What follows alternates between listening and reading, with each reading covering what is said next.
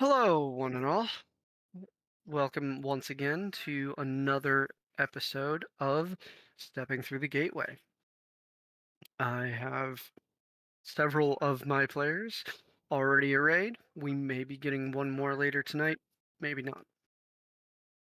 I'd like to start off by saying if you are interested in the stuff that we do here, whether in this game or any of the other ones, please feel free. Join our Discord, join the Patreon. We have different things for different people. We have these types of games that can be recorded, some of them are not. Uh, there's also some forum-based roleplay that is generally consistently live when people are engaging it. We have on Monday nights a 40k based game using mostly 5e rules. We have on Tuesday the approved player game, which is for Patreon supporters that use the approved player side in their Approved. level of Patreon. I swear I'm not Uh, having a stroke. I was about to say, the approved player Patreon level is what you Thank were you. going for. Yes. Wednesday nights is this game. Thursday and Friday, we have two different games that take place in the same world, generally at the same time. They kind of flip once in a while between which one is taking place on Thursday and Friday, but that is usually something that changes either once a month or is discussed with the players no matter what. So, with all of that out of the way, let's take a deep breath. Let's close our eyes and let that breath go. Send into that darkness that separates the real world from the fantasies that we all love to descend into. We'll let that darkness take us and let us drift down into a world that is in a very dark place. Descending past the surface into a mountain range, down into a a ward that is one of many, where we are going to find our research group first. We may come back to them later again, but we are starting here first. We descend into a room that is not really filled. There are uh, there is a very tall robed figure at one table looking through research notes that had been dropped off by Adraxan. We have one table where our very large elephant friend is currently reading through 4 books at a time. We have our blue, slightly maniacal friend browsing some of the untouched books on the walls in the bookcases. And we have a gnomish figure who is eating something that looks like a steaming brick and drinking something that looks like it should be electric blue, but is somehow not. Working at the same table as our angelic friend, who they are working on their own project. With this all happening simultaneously, our focus is going to fall on our elephantine friend. Ari, what are you working on now? As you flip your third set of 4 books closed. The same thing I've always been working on. I just keep going. I keep taking my notes. Okay. Well, first things first. Give me your Arcana and your religion checks. Okay. My arcana and my religion.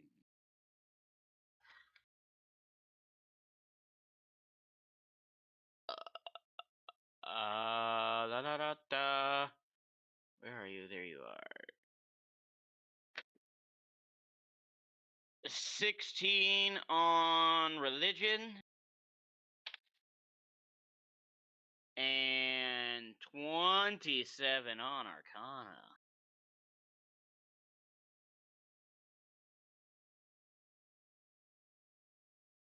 Excellent. Okay. So, digging a little deeper over the course of the next hour, as you are leafing through each of these books,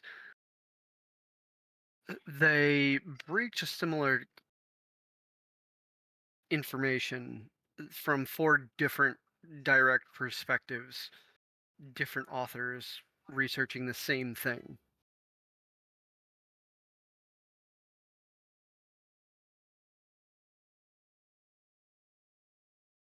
The age of things that are past the edge of the far realm. How does time affect things out there? What are the earliest things? Are those still alive? What happens when they die? Unlike things from the material plane and the surrounding planes, most things that are that you've studied or been made aware of, those usually have a place for a soul to go, or they are reduced to the base components of their plane and reborn. Or they simply are sprouted from the very essence of that plane and then descend back to it when destroyed. But that's not always the case with things from the far realm, let alone out past its edge. When there is nothing else, and all there is, the you have come to understand that the far realm is what borders the general edges of reality and creation. But there are things that come from farther out that border, like a thick line on a cartoon.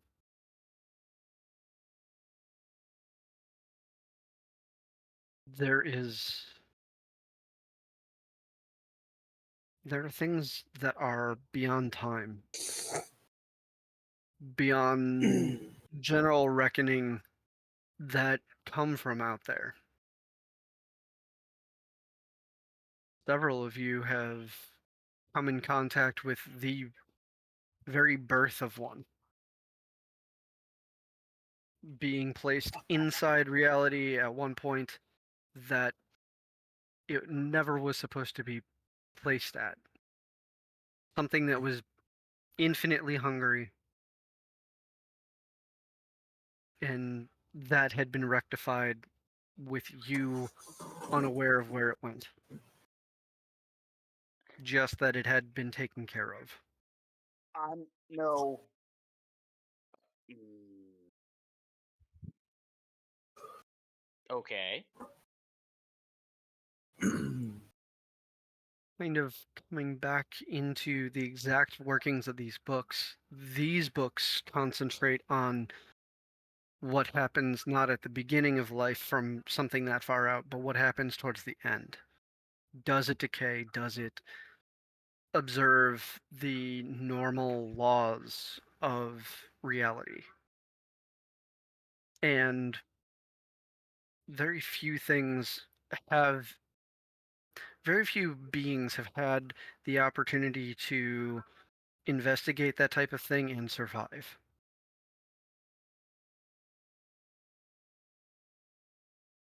These books cover the fact that at least a small group had gotten to see the remains of something from that far out, something that had already died. Hello, Hello, Moto. They didn't Moto. they didn't experience its ending, but they experienced what happened after.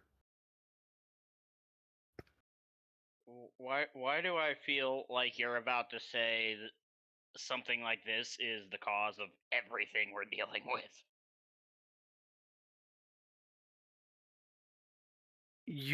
From what they found in those particular tomes and recorded, was that the things from that far out do not observe the same laws as reality. In fact, when reality is trying to cope with them, it reacts erratically.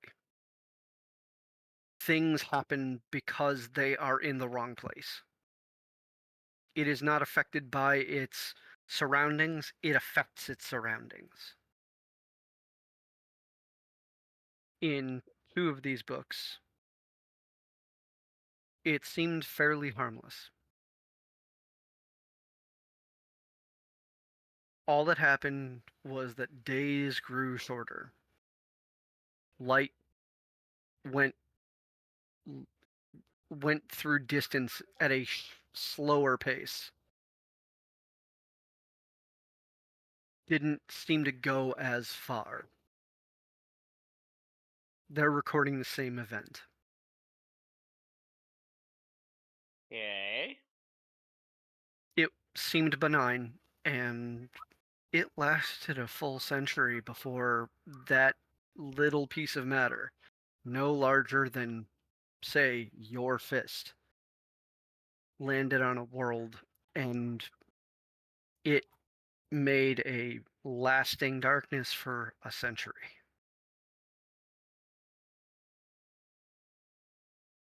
The sun could be seen in the sky, but it didn't seem to cast more than an overcast amount of light, even in the clearest sky.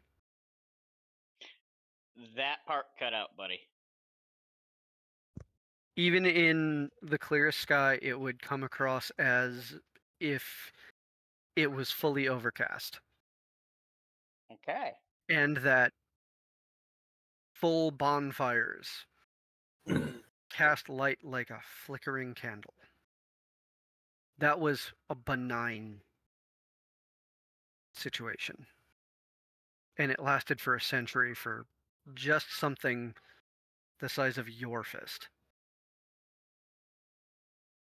The other two have different occurrences. One, it seemed that the entire world, by something approximately the size of a horse, landed there. And it bent the world that it was on, the reality that it was in, so that everything was less dense, more spongy, slightly more liquid.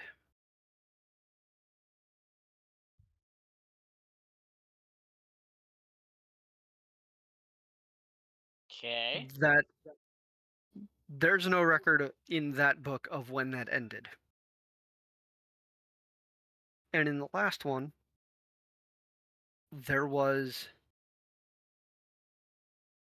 something the size of a small creature's tooth that didn't seem to land but pop into existence.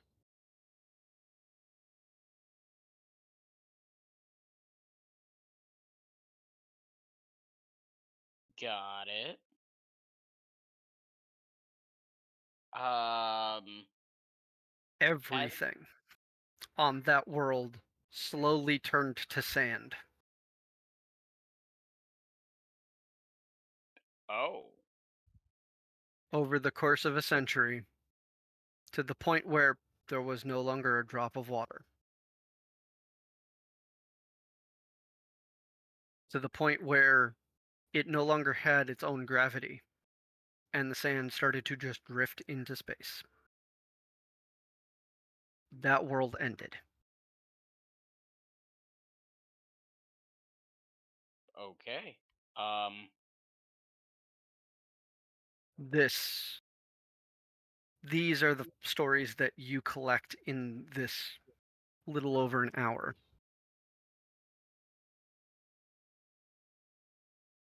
You are understanding the depth of how dangerous things from that far out can be, and how in the middle this situation seems to be.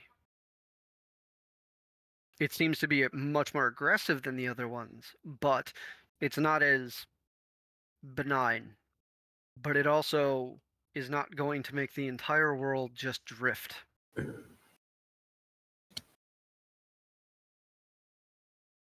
Okay. As per usual, he puts all of this into his notebooks. Um, and I would like to go To make a ahead sanity and roll. pretty fucking much. No. I would like to go ahead, if you'll allow me, and make a history check to recall if any of this information seems to fit anything I may have come across before, like personally.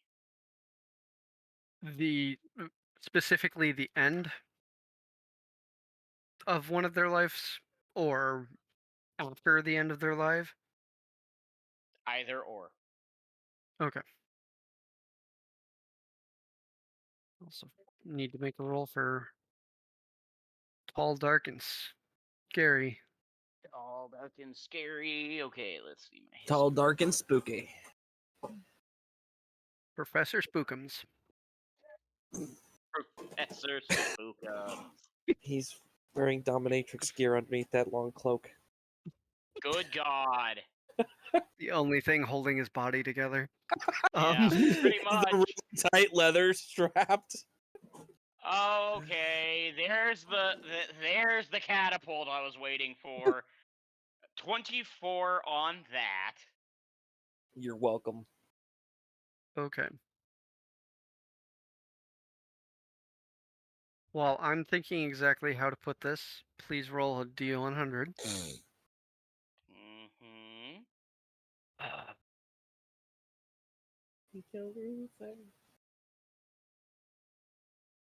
That is a 71.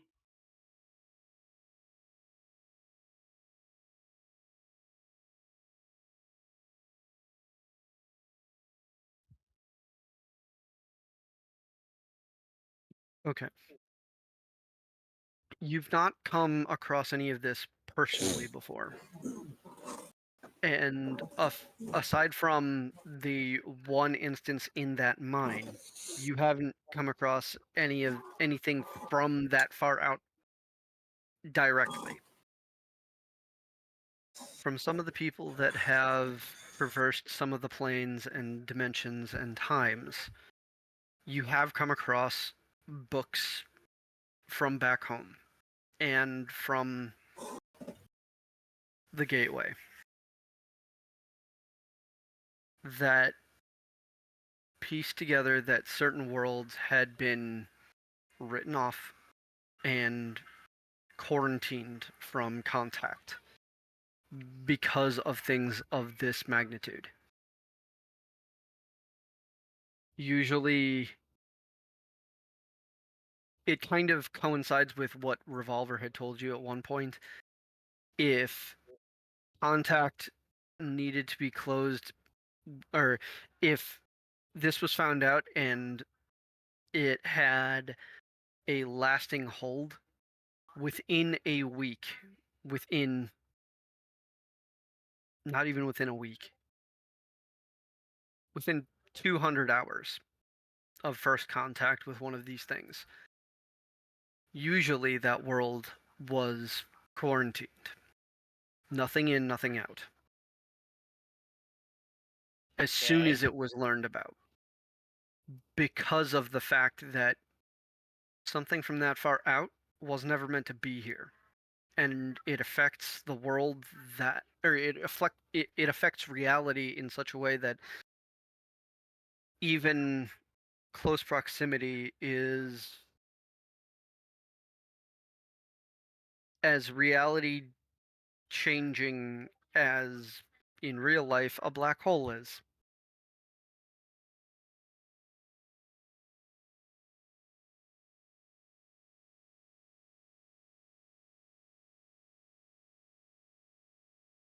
Lovely. Excuse me while I go down a bottle of tequila before coming back to read things. There have been a couple of instances where such quarantines have been averted by vast acts of heroism from relatively potent groups that were very motivated to help that world. Most of the time from people that lived on that world and just happened to be lucky enough and powerful enough to do something about it. Okay. Most of the time, in those circumstances, not all of them survived the challenges.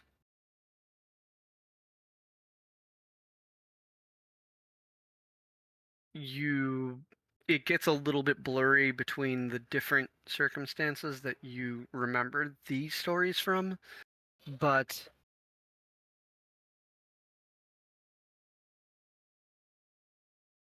it's sort of it kind of bogs together. Just the fact that like there are a handful of stories of different circumstances. They don't read the same things that you were just reading. There are a handful of heroic groups that saved the day in just out of a full hand. A couple grains of sand were saved.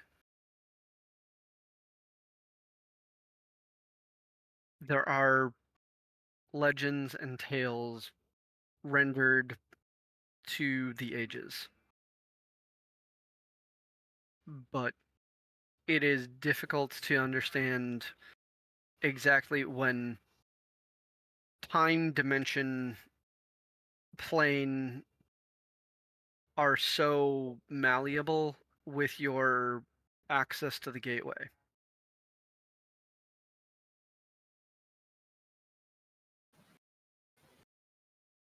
It's sort of like trying to play eight-dimensional chess when you're just used to normal chess. Fair.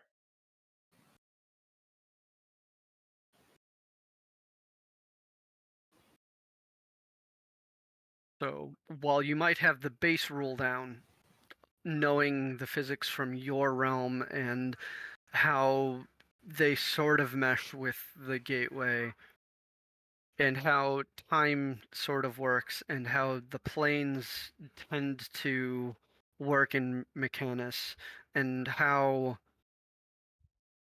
different dimensions have their own rules. It's different portals of different types going in different directions.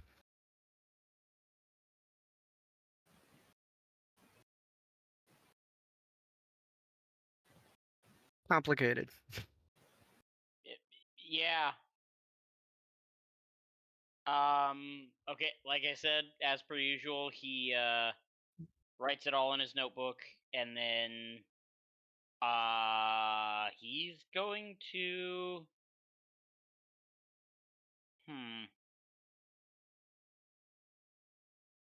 He's gonna look to his large friend, reiterate all that he just learned, and then he's just going to simply ask what his thoughts on the matter are. If he has anything he could possibly add to it, wisdom wise.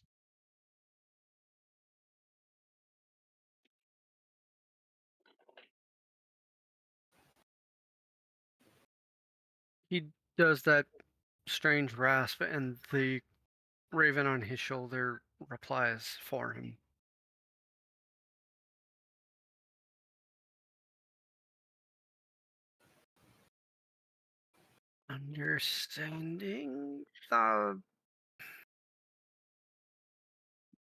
Understanding the differences between dimensions and all of time possibility and learning from all of those differences is important. But this is a different circumstance. We can learn from those, and maybe none of them will ever mean anything. Maybe they each have a pearl of wisdom.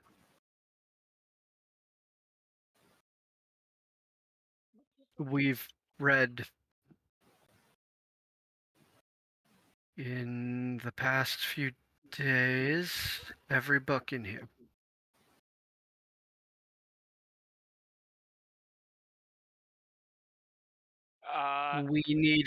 We needed a fresh perspective.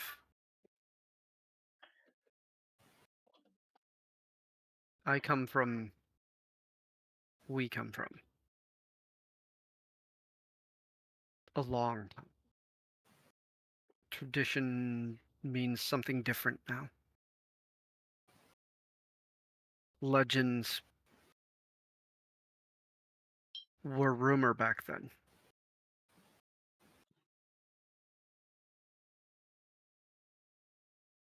We are old. We are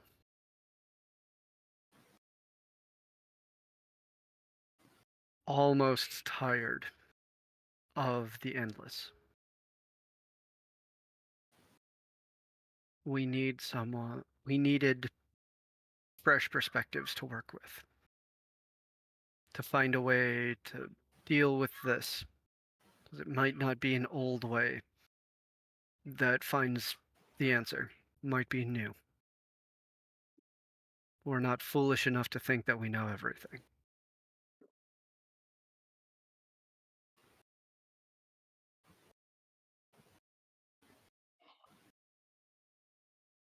Understandable.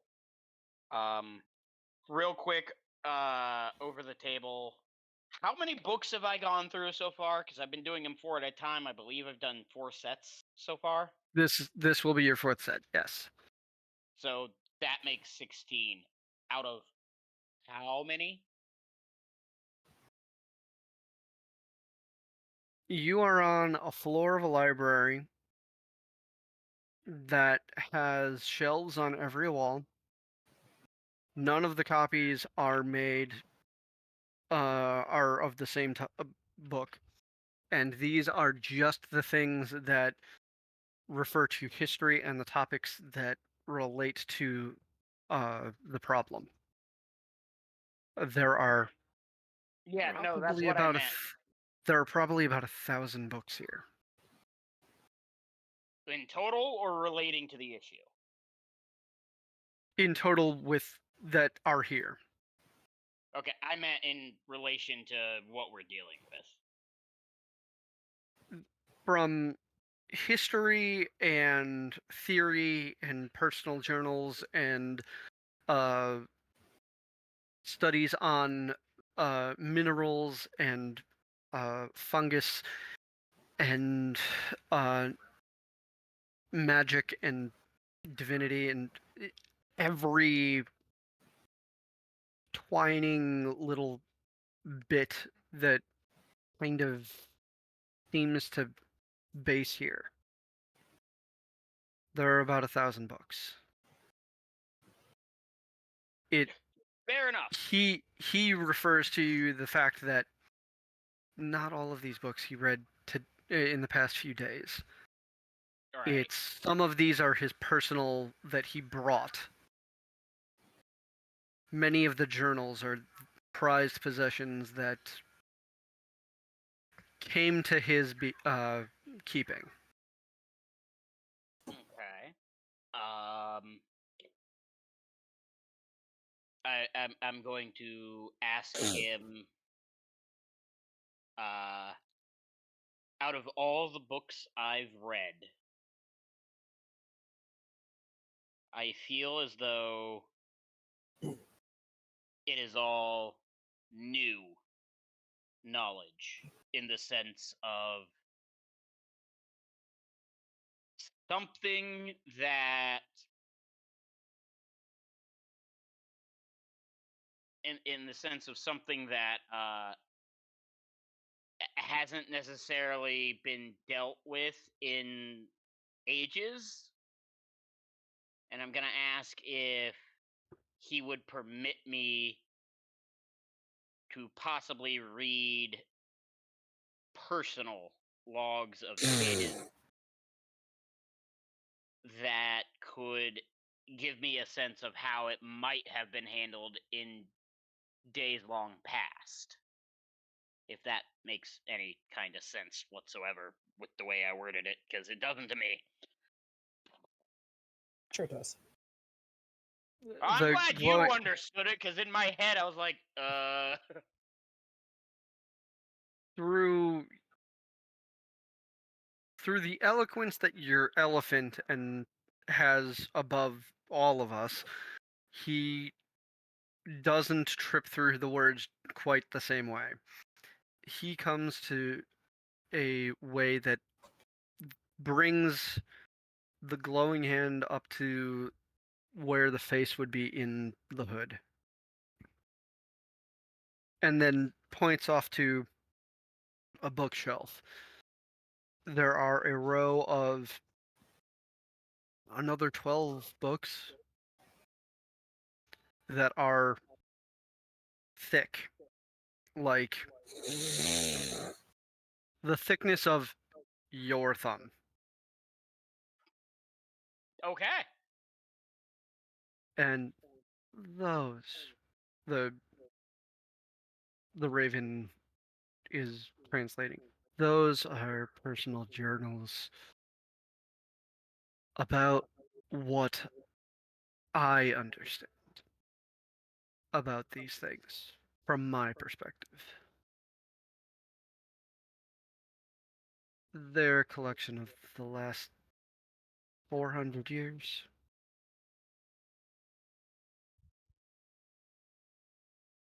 I studied other things, but many of them coalesce.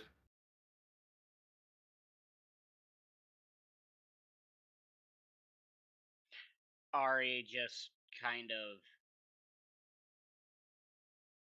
bows a little bit, like the head nod thing, and he says, "Thank you. Um, I About firmly the believe I firmly believe that gaining some insight on your perspective of things through your own words written down will be of great use to me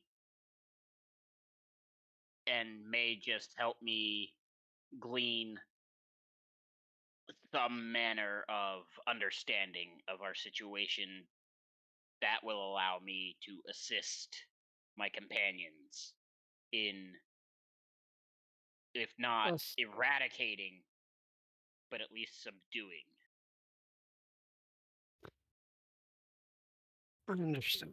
It's you're looking for a similar reversal that I am.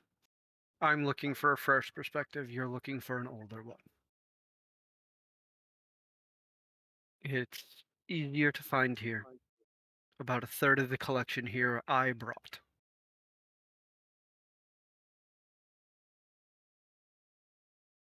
Some of the volumes are newer, but many are older than those that stand in the 50th Ward.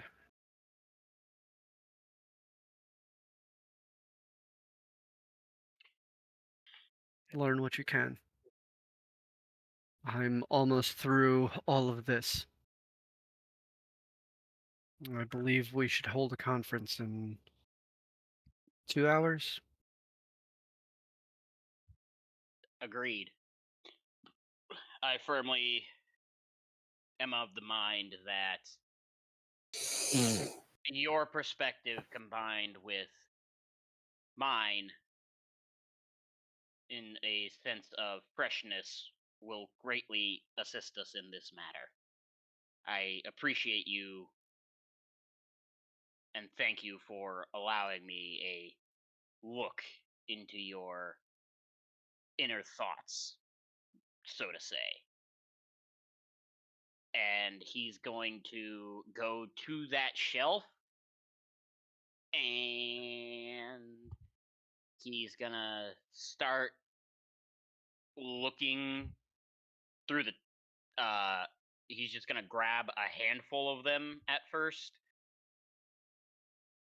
open them up, and start reading through them like he has with the other books, the four at a time. I'd But like you to make a wisdom save. no, you're good. I was actually just about to ask if I need a roll, but I was going to say he's not going to read through them the four at a time in the same way he did the others. He's going to pay extra close attention and reflect on most of what he's reading to gain a deeper understanding. But wisdom save, right? Yes, please.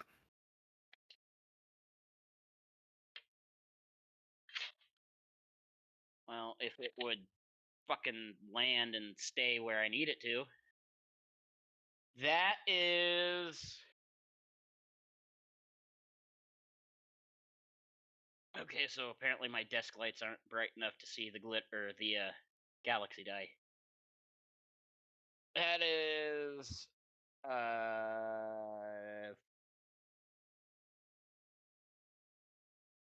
the lines under the stem. It's a 9, right? Yes. Yep. Okay, that's gonna be a 14. But I believe I have a thing. Where is it? Where is it? Where is it? Where is it? I have it. Don't I?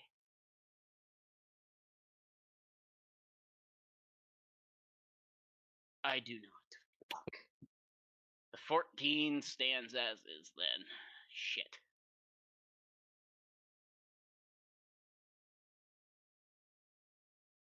Yeah, I thought I had a thing like Flash of Genius, but I don't.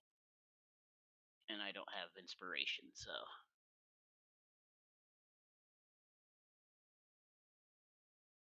So, yes, a 14. One moment with that.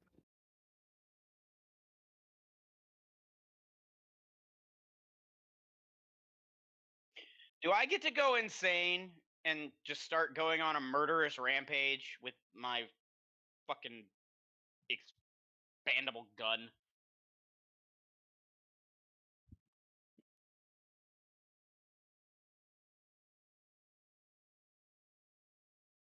I would like you to roll me a 1d6. You said a D6? Okay. Yep. That's a 6. Okay. Until your next long rest, you make all charisma rolls at disadvantage.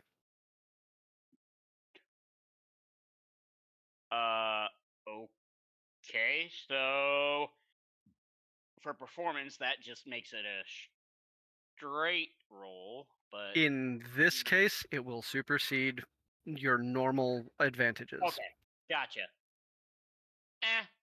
It's still a plus 12, so I'm not that worried about it. That's fair. Were there wards on the books? On the outside, no. On the inside. Yes, there are Why? words on the inside of those books. That's how most books work. No, I didn't say words. I said wards. Wards. Oh. I heard words, so So did I. That's why I was confused. No, W-A-R-D. no. Well, he didn't have detect magic up, so he didn't have a way of telling that. I don't have detect magic. I don't think.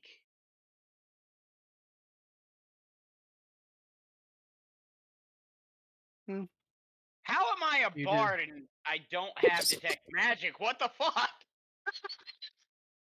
You decided to be more aggressive, evidently. Ah. Oh well. Like I said, it's still a +9 and a +12 if I do performance, so I'm not worried about it. It's fair. Just giving you the heads up. Until your next long rest, you're at a disadvantage on charisma. So, Okay. you start to dig in.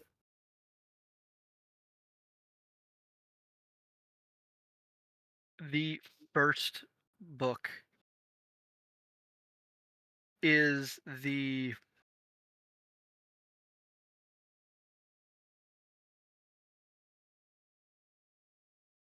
is the studies of control through different means. Through enchantment magic, through threats of violence, through money, through promises,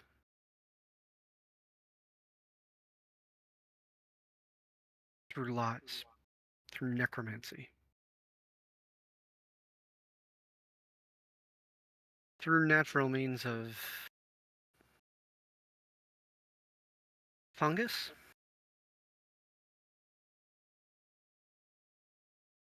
through wishes, wants, whims,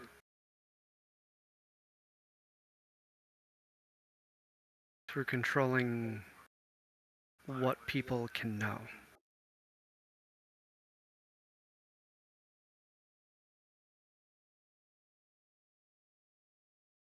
Through controlling what people can want, what they can think, controlling them as physical puppets, as mental puppets, as social puppets. The benefits, the detriments to both puppeteer and puppet.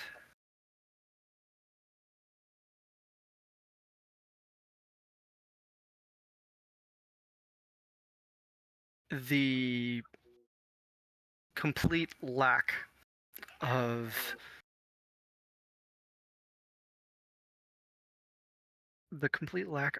there being any bias, not for treating creatures, live, dead, and otherwise, with any modicum of respect, or taking it away. There's not it's all clinical. There's not a drop of life to the text.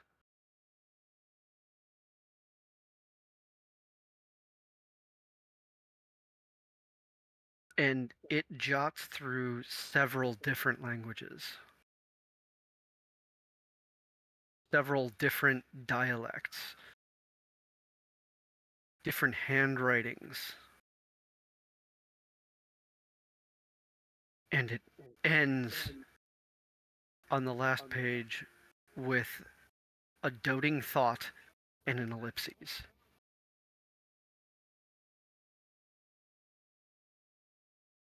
It is maddening at the fact that somebody can think so highly and lowly of a subject at the same time and leave it somehow on a cliffhanger when there's no rise or fall to the mode.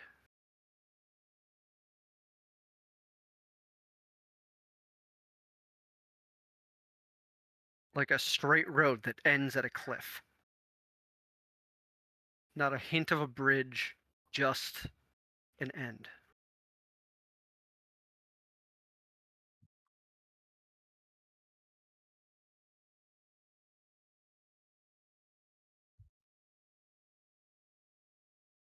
And it's a book all about control.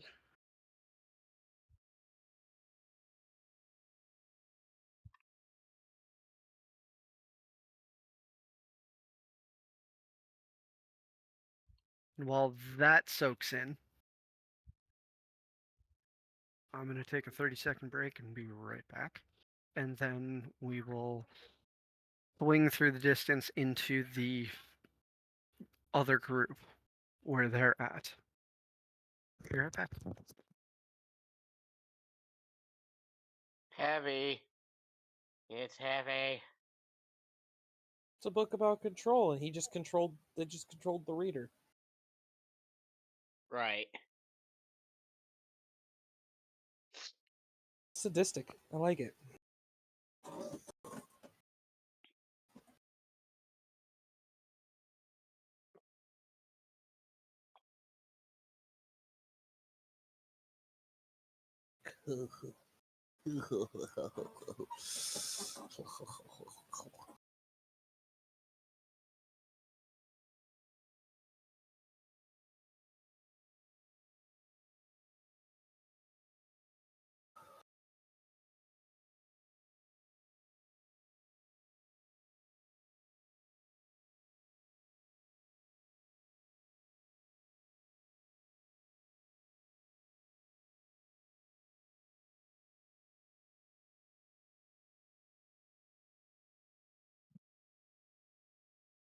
I am back. Okay. Now, with that unsettling thought in the back of our minds, let's swing through that darkness and land over in uh, the other ward where our group was briefly discussing something last we left. We were briefly discussing whether or not to rest, since we have the time. Yeah, we were taking a long rest.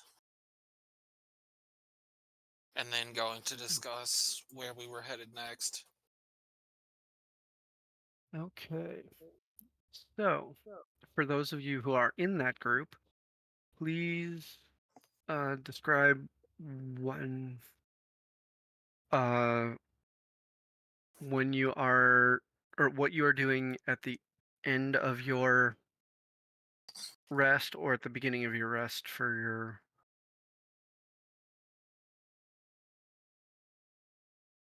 I'll let others go first.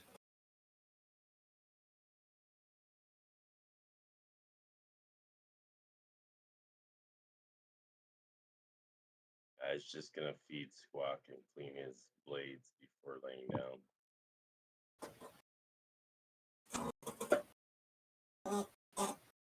Taking care of Squawk, understanding how he has grown since you've known him.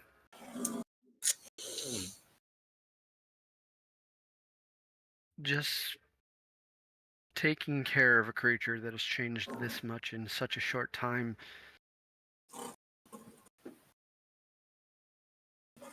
You truly understand how special a bond that really is. Taking care of your weapons, you understand how important they are to your hunt, keeping yourself and your comrades safe. the defense of the innocent, procurement of your survival, whether that be through coin or food or trade. Before you drift off into a deep rest, please give me that D100 roll.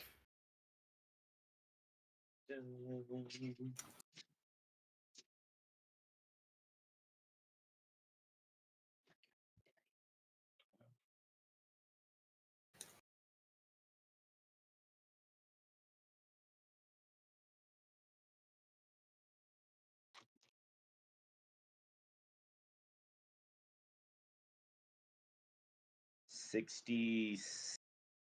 Wait, is that a 60? Yes, 67.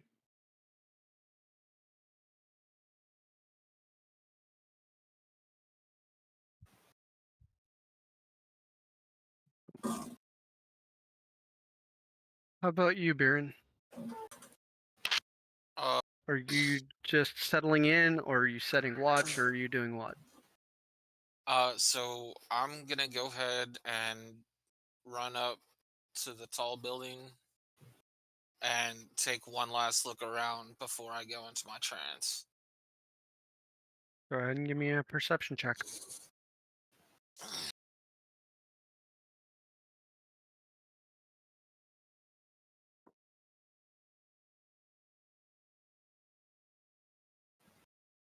That is a 24.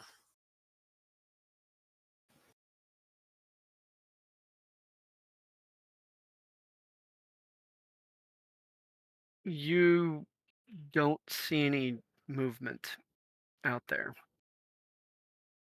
The only movement you see is within the block, where the people in the street are still pitched and arguing with each other, but they're no longer at the front yelling at those in command. You see no movement in the buildings to right around. You don't see any movement I- around the building that you're at the top of. And the closest thing to movement you see is in the HQ building, the large storage one that they have been using to command where things go, where they are needed, storage, and make sure that people are actually seen to. You All don't right. see movement. You head on back down. Go ahead and give me your D100 roll.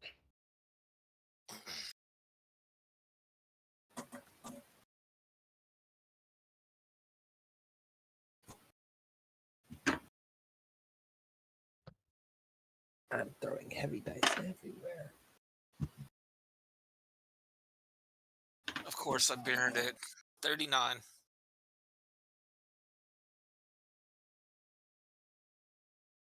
That's okay.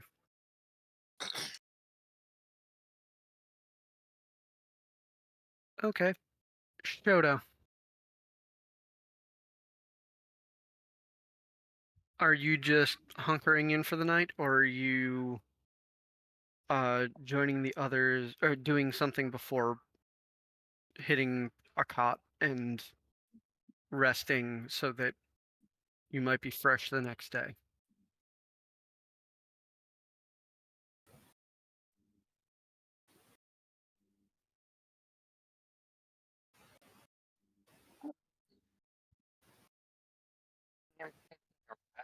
But close enough where everybody can see me and I can see them. Is there a wall where I can keep my back to? Yeah. You can sit with the door, the only main door being over here, and most of you taking up on the right side of it, looking out. You can take up on the left side. It I would will be do that closer then. to the cots that the the armed forces from here are staying in, but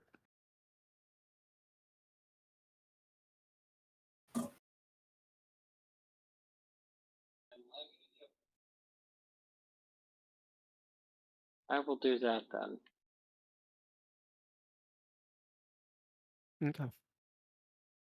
okay. Go ahead, give me your D100 roll.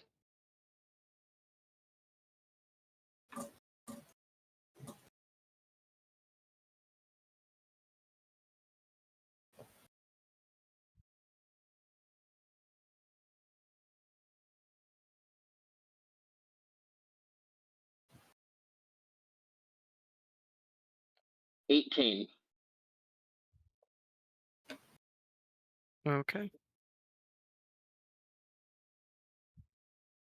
Sorry, rolled the wrong die. Nope, I rolled the right one. My apology. So 18 on a D100. Yeah. She beered it even worse Ouch. than beering.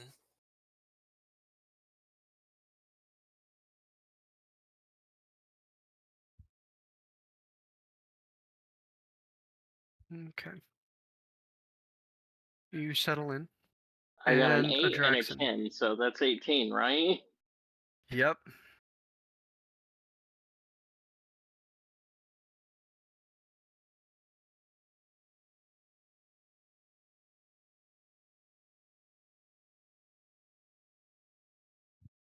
Adraxon. What are you doing? As everybody else is settling in for the night after doing a little bit of their stuff, Draxon's gonna go find a spot that is kind of away from everybody else, but not too far away that he's left by himself completely, if that makes sense. Um, 10, 20 feet away? Something like that, yeah. Just something to give him a little bit of space and solace amidst all of everything else going on. But he's gonna take a seat on the ground, cross his legs, lay the blade across his lap, and he's going to meditate. But unlike his previous times meditating, when he dips into that space, he's been focused on the ties and connections between people he knows, his companions, his friends, and seeing where different threads lead where those are concerned. This time, he's going to take that space and he's going to focus on his connection to the seasons and various elements that he can call forth. Similar to his training when he was younger, of instead of relying on the seasons as far as emotions go, being able to call them up whenever a situation may rise that would benefit that particular development. He's going to see if he can create some fluidity between those that he has access to and potentially even work on opening up doors and pathways to more.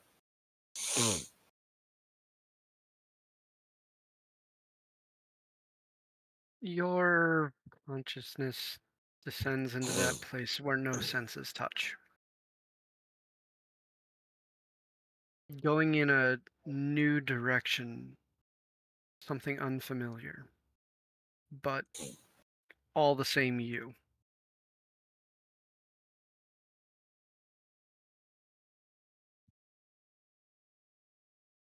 For lack of a better description, a line forms, and then it splits in two. And then both of them split into two each. They make perfect threads out from you in making quarters. They stretch into the distance till they disappear. And each of these quadrants, the definition of each of the seasons fills that space, separated by these lines. Not the temperature, not the humidity, not the feeling, not the taste, not the definition. The immediate reality that causes spring, causes fall, winter, summer. Not the balances between them, just their cause.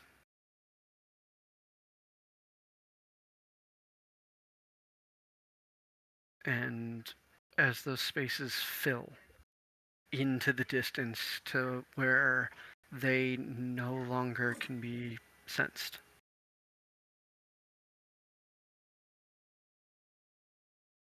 those seasons, their exact, precise meaning at the beginning spreads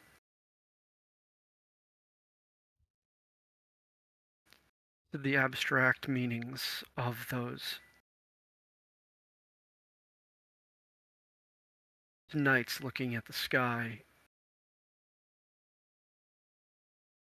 to breath leaving a fog, to a soft rain or scampering leaves.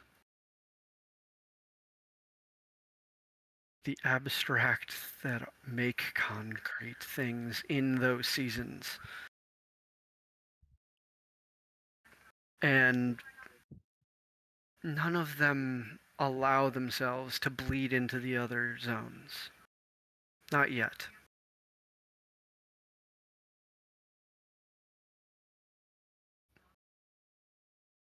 Something concrete at each of those quarters arises.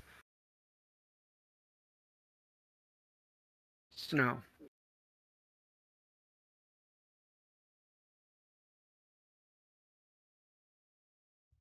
Sun.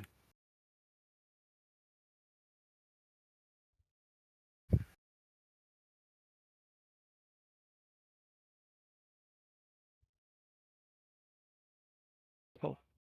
Not cold. Crisp air.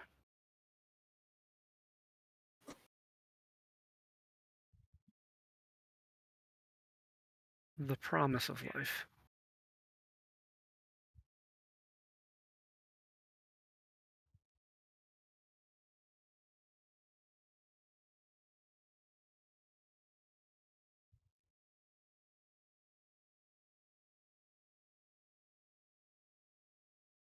The things that leave meaning to those that live in those seasons. Mm-hmm.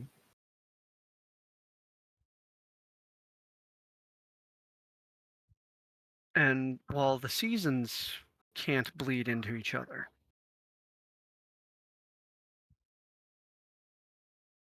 those things that have meaning to the people, the creatures that live, those creatures get to visit all four. You are that creature Mm-hmm. between the four. You find that you can spread into each of them. You are not an individual point. You are an aura that can spread, can constrict, can grow or shrink. Doesn't matter if you move. You are either being in all four, in none of the four, or in one of the four at a time. You can move through them. With that, I'd like you to please roll me a survival. Grab my Adraxan dice since that's what I'm playing tonight. Survival. Ooh, that's pretty decent. About mid range on that, but with the +6, that's a 20. Dirty 20. Do you want to go further? Or do you feel confident with what you've got? I'd like to spread a little farther. I'd like to push a little farther. I've not gained the knowledge and experience that I have by stopping where I felt comfortable.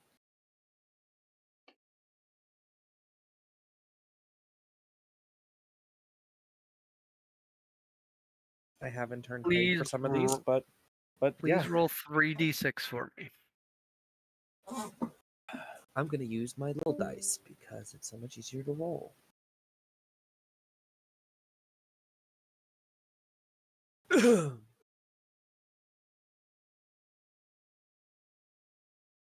3d6. You want them separate numbers or all in a total? In a total. Okay. 12. Okay. Rolled a 5, a 4, and a 3. 3, 4, 5. One day I'm gonna take these to play Yahtzee with.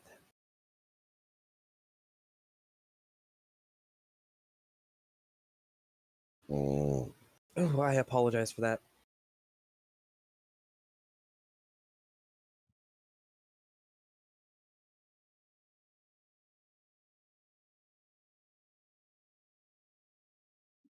Okay.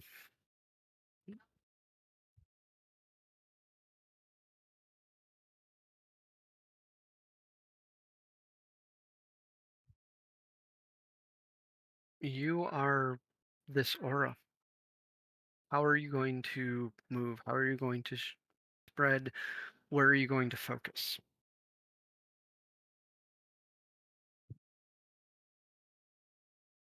I am.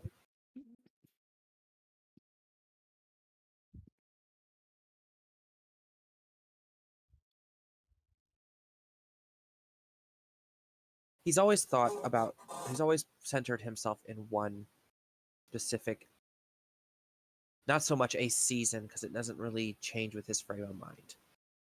It's always been the element that plays best to what he needs, as his training suggested he learn to do.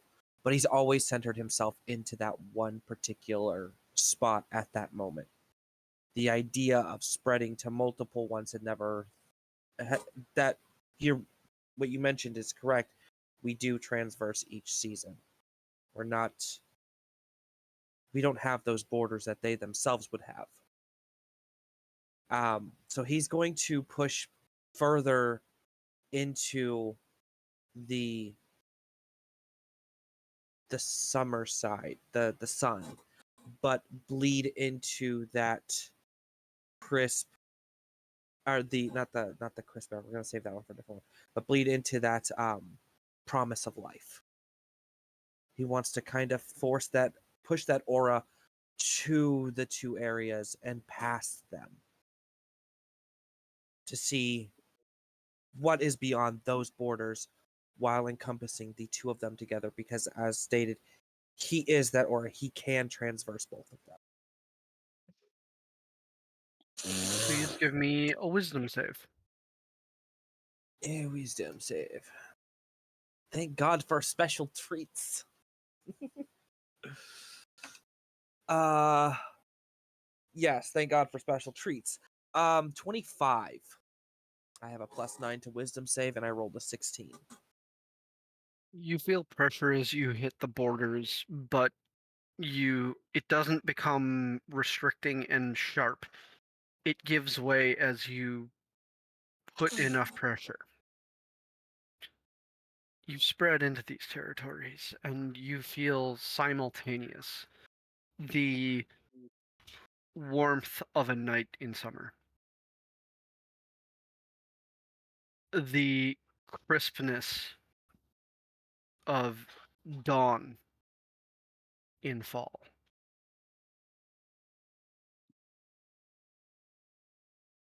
those foggy nights in the spring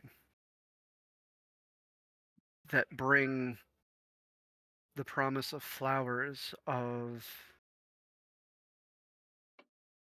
creatures will be out to hunt, to watch, to subdue.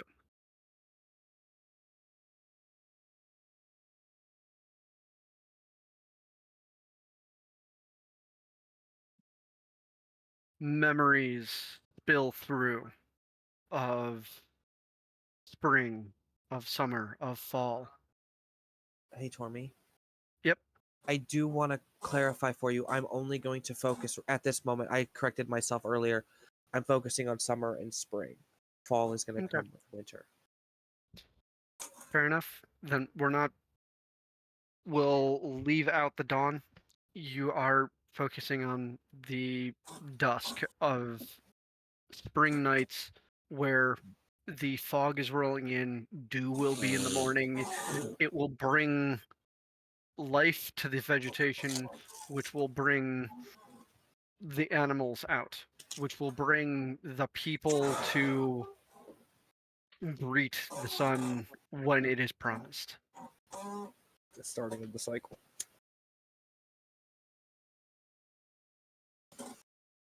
You feel that coolness creep in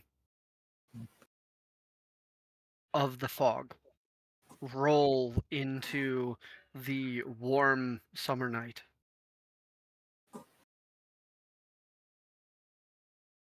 Where fireflies flicker amongst vegetation, bringing a small galaxy of flicker among that which is Terran bound, instead of floating effortless in the sky.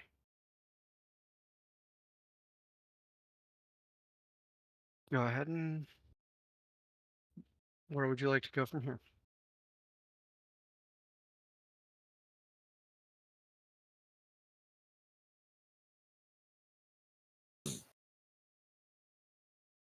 Do you want to push further? Yeah. And in which direction? So just so I've got a clear image, I've got the 4 quarters, and I've Mm-hmm. kind of pushed into summer and spring. Am I within the boundaries of, or where am I past their edge, or am I still The within way the? the way that you have described it is you went from the center and pulled yourself into summer and breached the edge of spring until you took up a portion of both at this moment. Okay. So I'm going to push completely into enveloping both of those sections. So I should have a full 2 quarters taken up, and then I want to push. I want to see what's beyond those 2 sections. If the into the app push into the abstract instead of just the concrete.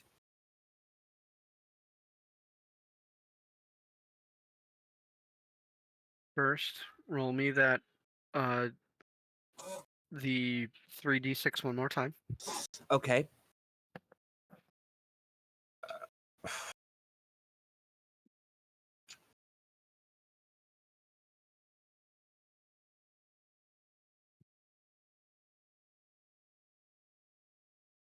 Oh, that's not a 6. That's okay. 11. Okay. Where how do you think you will press out there? Are Um, you stretching yourself thinner? Are you bloating yourself out? Are you extending just small portions out? I would I see it as with him being this aura, it's the ones that are the concrete are very familiar to him.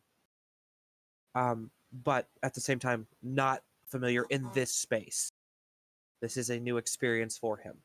Um, but there is he gets that essence of familiarity as he takes up the basically enveloping the two spaces with the aura. Um, not so much stretching himself thinner, but using bits to feel out past that. Um, Getting a feel for what's beyond those concrete structures into the abstract ideas behind them. Please roll me a nature. A nature. I can do that. Yeah. That's only an 11.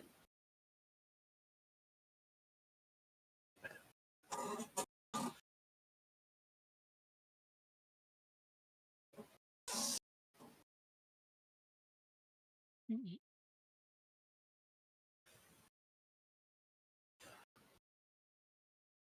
You press further out in the abstract where it is less about the actual season. It's about the individual parts that make up the whole. It's about the heat. It's about the humidity. It's about the rain. It's about cloudless days. It's about fresh rebirth of life. It's about the full breath of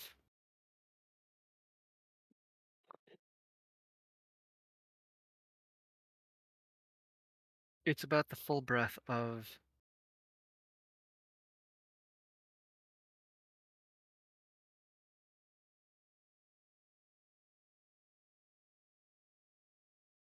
seasons have several meanings. Most of them are put to the cycle of life, whether that be plant or animal. There are certain things that would happen even without life, though. Heat would still happen. Cold would still happen. The water cycle.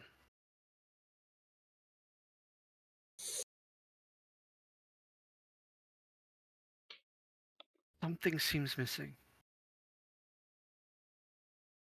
Would you like to press harder? Yes. Go ahead and roll me that 3d6 again.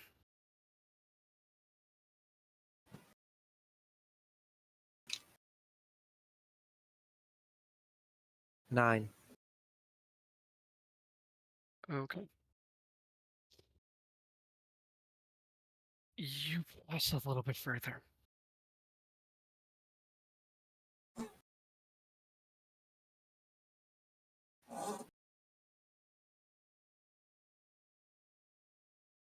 With without life, with vegetation, with herbivores, with carnivores, there's layers upon layers upon layers of things that change during the different seasons. Most very few things that don't have life have a very large change in them except for water. Then you have vegetation. It has its cycle that reflects based off of water. Then you have the herbivores that reflect off of the vegetation,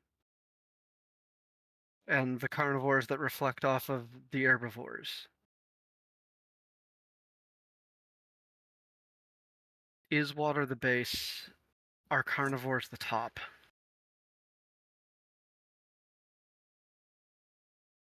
And then something picks up about the omnivores, those that can take part of all of the cycles below them: carnivores, herbivores, and plant life.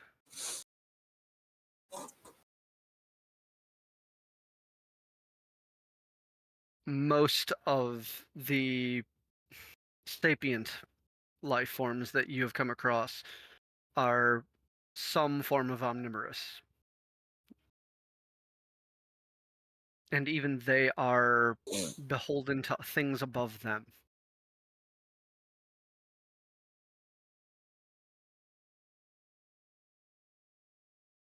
You realize the seasons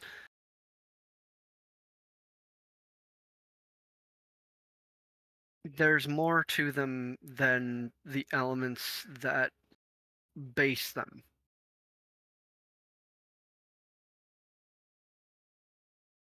The four main elements are not the the poor.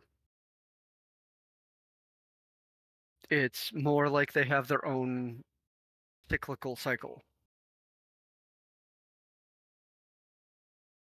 where water is usually the closest to the center, the thing that lets everything else support. And once they, if they reach their end during that season, they give to the earth. They are they are fueled on the other end by fire, given consciousness by the air. Each season has all four elements. All of the different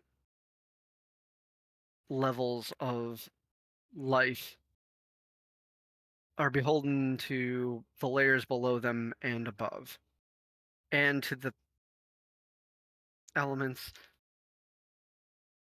You're starting to see that they are no longer, it's not a stack of plates, it's a gyroscope. Rings on rings on rings, spinning in different directions.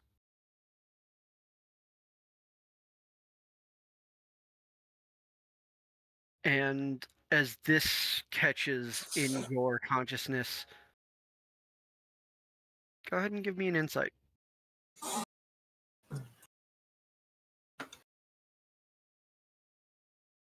That is 22.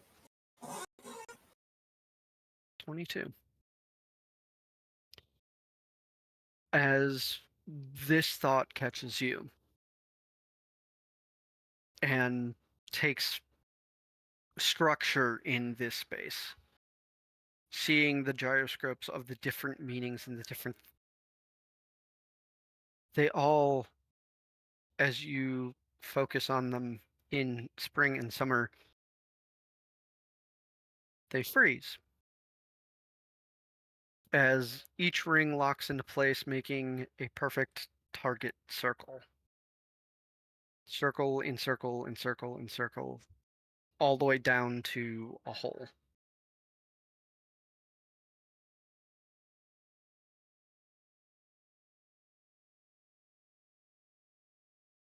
A pure, I'm going to say, lack of light for the imagery blows out from that central point in both of them. I'd like you to roll the 3d6 again, Okay. and then tell me if you would like to push further.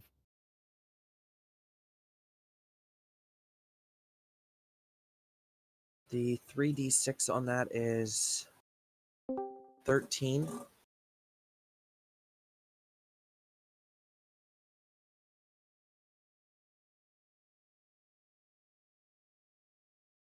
You are beginning to feel the strain as this is wearing on mind and body. Okay. But you feel something there.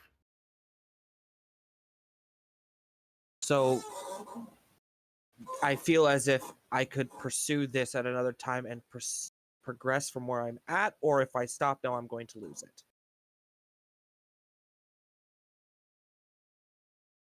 You feel. Give me an intelligence check, and we will give you a straight or slightly convoluted answer. 14.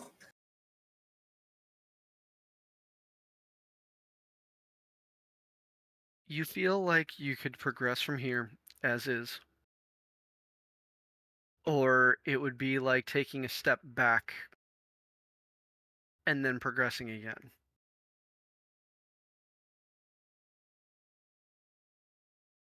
Like falling back to a save point.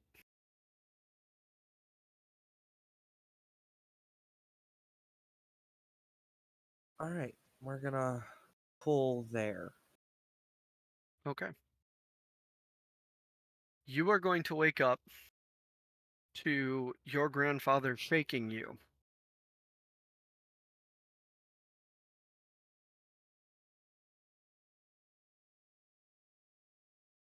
And a warm sensation coming out of your ears, your nose, and mouth. Mm-hmm. I know what that is. You have taken 45 points of damage. Fair. The 3d6 is the damage that I was taking? Okay. 45 points of damage. Gotcha.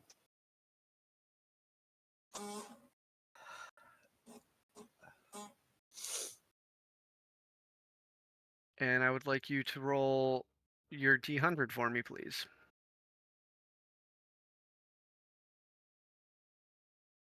Okay.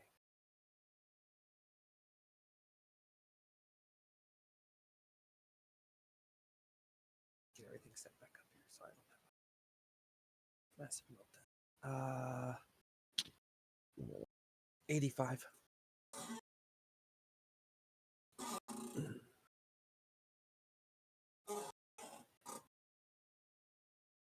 This wonderful calculator sitting next to me. Why am I trying to do math in my head?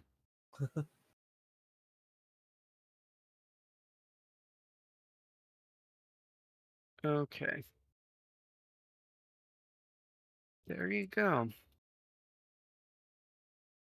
You are shaken awake and you feel the warmth of blood trickling out of your ears, your nose, and your mouth.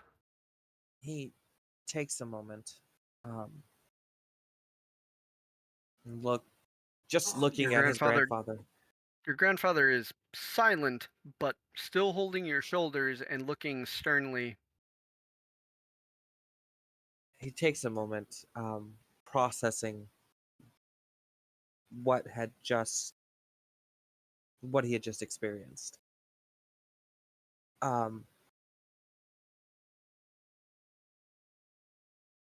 And then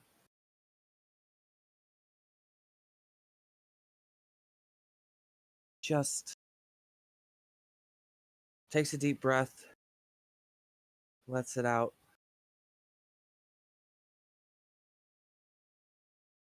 You look quite serious.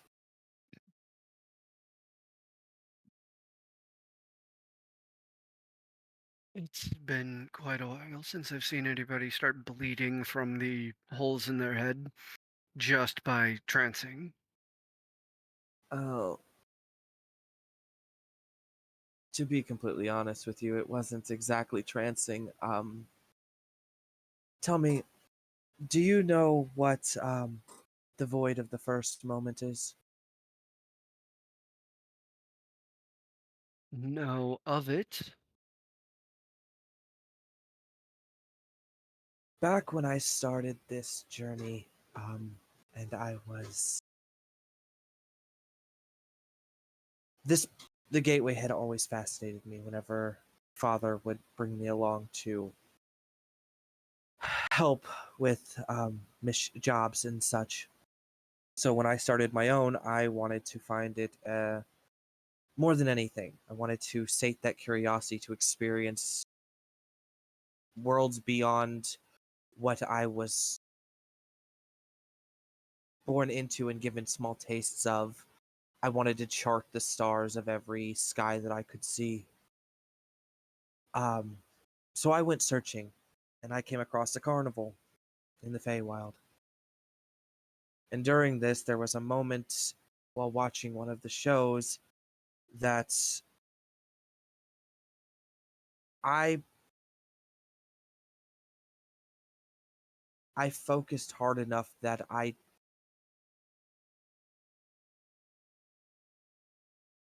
very briefly broke past the shackles that normal senses have.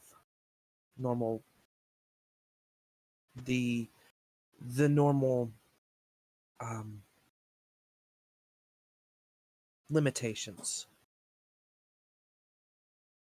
And shortly after that, I found my way into the gateway and met the group that I've been traveling with. And while we've grown from time to time, I've taken opportunities each at the end of each day to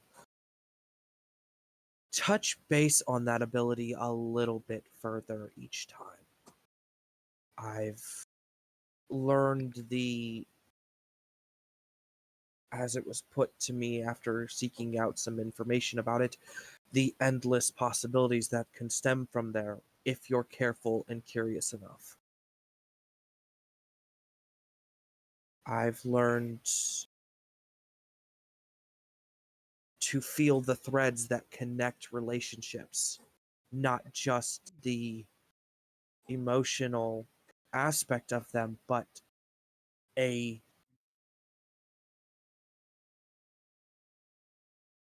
spectral binding that I can manipulate to help someone that I have connected with. I have gained the ability to sense out those that I am connected with and trade places with them to keep them out of danger, or in some cases, keep them from running off and from everybody else. I have I've gained an understanding of it's almost like the concept of being able to walk in another person's shoes without actually having to wear the shoes. You can experience the things that to a degree that they've experienced, and it's it's fascinating, but at the same time it's very overwhelming at times. This time, however, I was not delving into the threads that bind me to those that I know and those that I'm close with. I was delving into the seasons and the training that you and father passed on to don't rely so much on them as links to your emotions, but rather than something that could be considered a extra piece in your arsenal, something that you can draw on depending on what the situation called for. I wanted to expand on that, and so I had been focusing on understanding each of those core essences and found that the elements aren't the the picture. There's more to each season that, and I've only reached 2 of them at the moment, but everything, it's like a gyroscope. It all flows together. It's so much larger than just a single element or a single point. Everything connects and essentially fuels the cycle leading into the bigger gyroscope that is the whole picture. I got a little excited and caught up in all of that, and I guess I may have gone just a little too far today.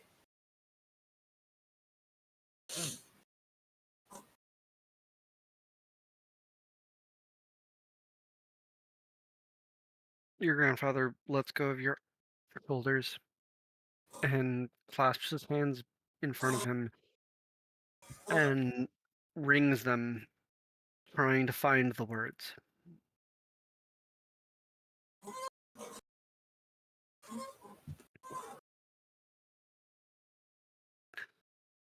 I've known one other that found this.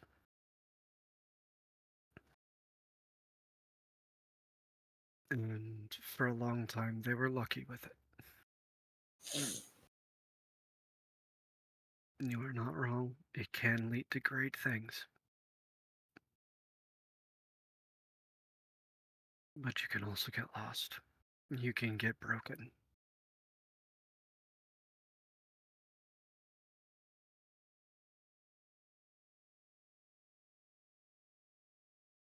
Did your father ever tell you about some of those that I had party with? Nothing more than occasional, you could call them war stories, I guess. To you, their life experiences. To me, they were grand adventures that maybe someday I'd have something that set par with. Um, but he never Did went he in ever? depth with the ones that you partied with. He mentioned some by name, but never Did details he, on did he them. ever tell you of Carrion? No,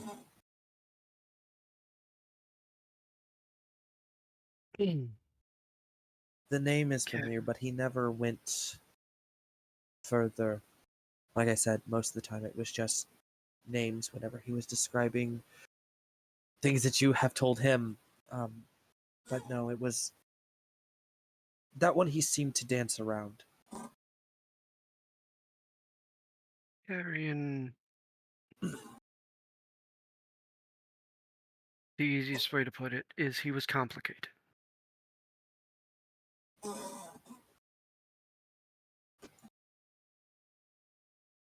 He danced about subjects and never lifted a weapon, only fought with his body. But in a way that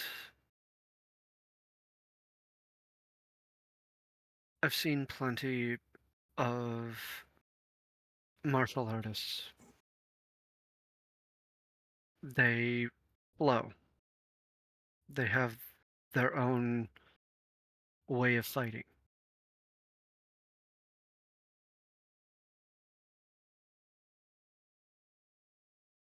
The Carrion, it was more he knew exactly where to strike. He knew exactly how to strike, what to apply to make a fight short.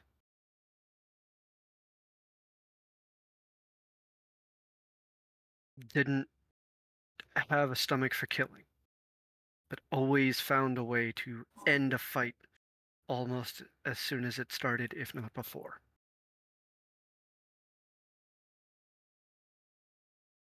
He spoke of the first moment.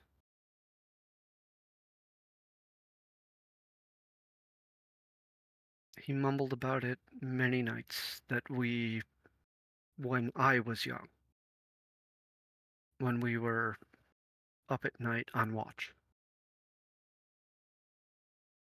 How it would lead him to the most wonderful secrets, possibilities, stretching abilities past the normal mortal limit.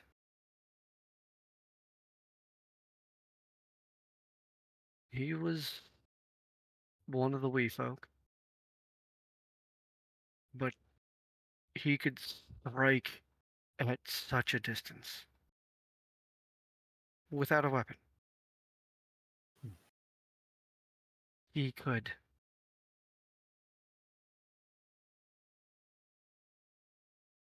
He could take one moment of stepping between one person's legs and come out another.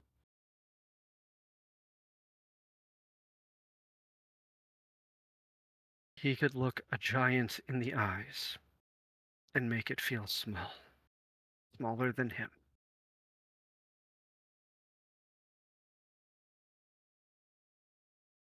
He always knew their weakness, and that was a blessing and a curse.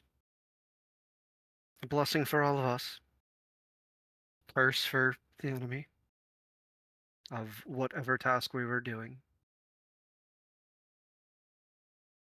but also him doing so came at a cost. It taxed his sleep, his dreams. Pushing further and further, he got weaker and weaker. One night he didn't wake up.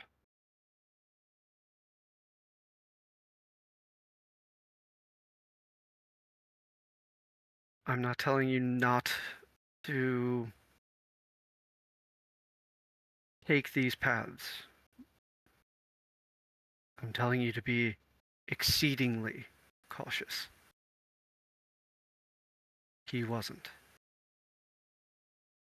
He was, and then he wasn't.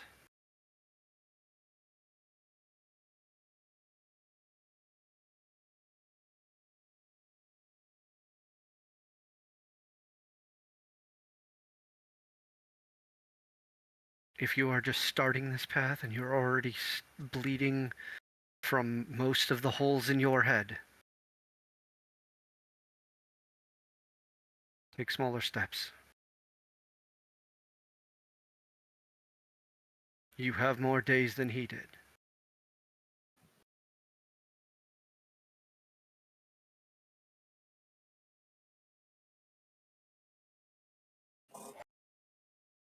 You're not wrong. I seem to have let my excitement get the better of me.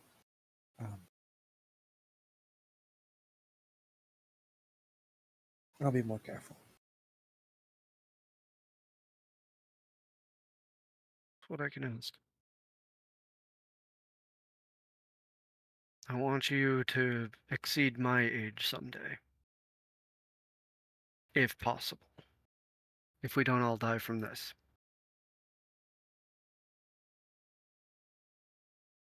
What are you talking? I'm gonna stay young forever.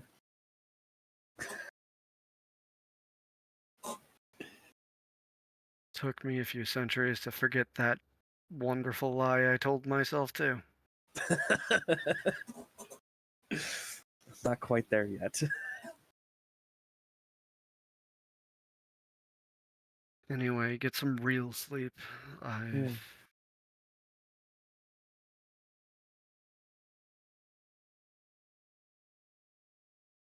I've got a while on watch, then I'll take my turn. But please, real rest. Mhm. Clean yourself up. Doubt any of your friends really want to see blood trickling out of the holes in your head. You're not wrong.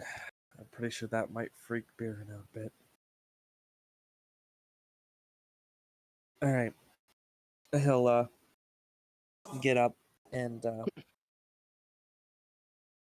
go find a spot that he can clean himself up.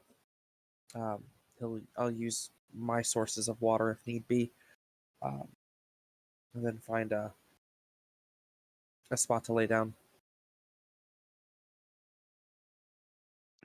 As we fade from that, we're going to ripple into somebody else's subconscious for a minute. Guy,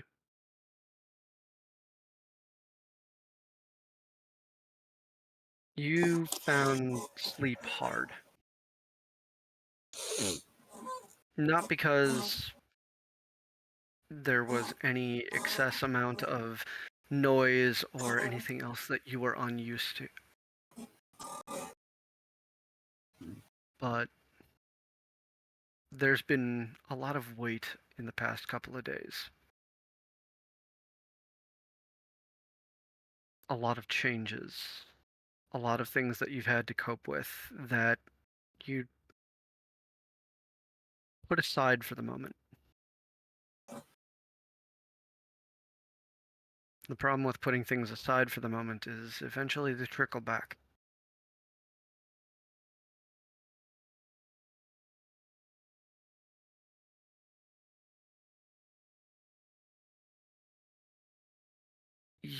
You turn from side to side in your sleep as you can't physically find a way to rest that is comfortable. But that's less about the comfort of the cot you chose. It's less about the different location that you're in. It's the dreams that you're having.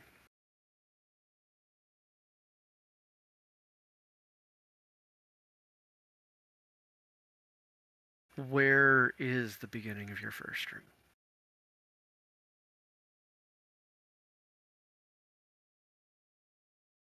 Back at the campfire before he woke up in the gateway. And he's contemplating how he ended up alone with this lizard bird creature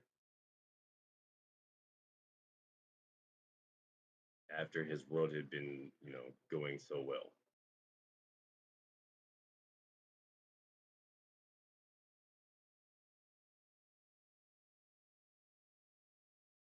There are flashes of moments between the trees of the previous couple of months before being at that fire, contemplating whether that weird lizard chicken was friend or meal.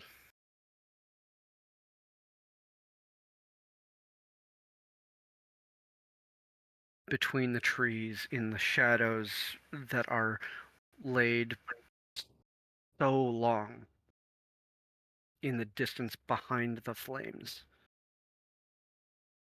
That smokeless fire.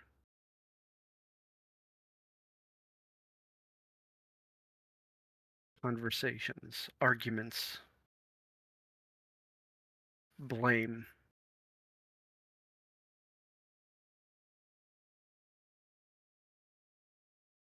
As each image fades in its conclusion, your posture gets a little bit meeker.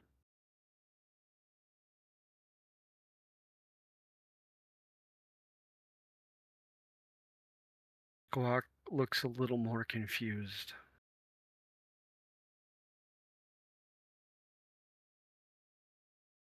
The fire is the same height and the same color, but it gives off slightly less light.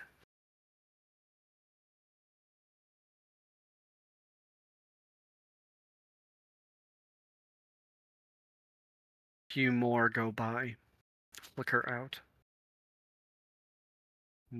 You've lost several feet of light.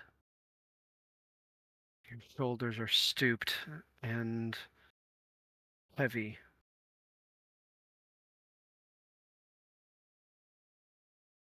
The look on Squawk's face is less of curiosity and more of wariness.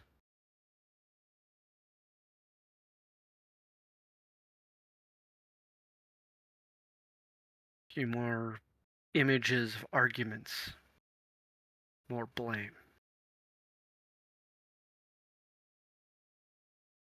And your shoulders have rolled so far forward that you're starting to rock in towards blame. Less light. There's only about 15 feet of any light. Squawk is starting to make that sound that you, in days since, have recognized as the predecessor to aggression, the anger at difference.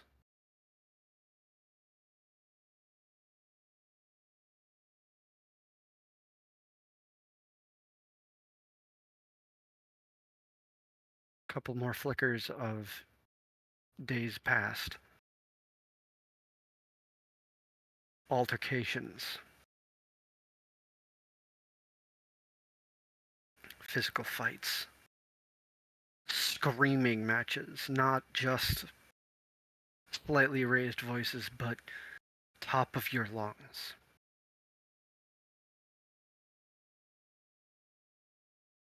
The light is at 10 feet.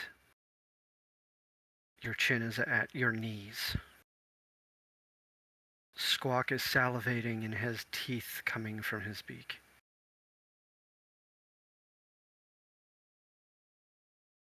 Few more flashes.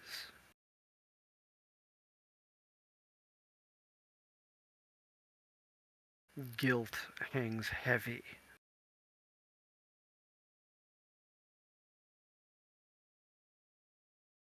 Your knees are in your chest. You are pressed so far forward that they ache.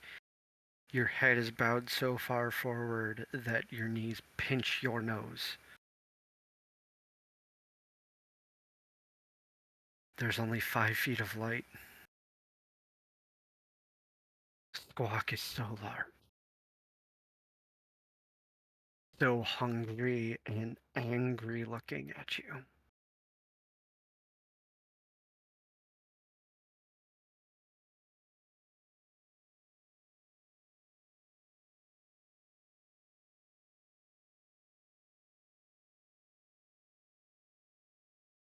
There is a loud thud somewhere out in the woods. Then another. Then another. There's an ache in your back. There's another thud. Another thud.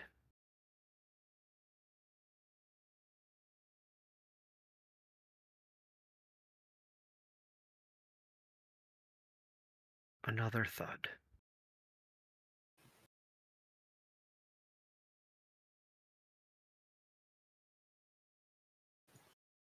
Do you try to climb to your feet? Do you stay still? Do you roll into the fire? What do you do?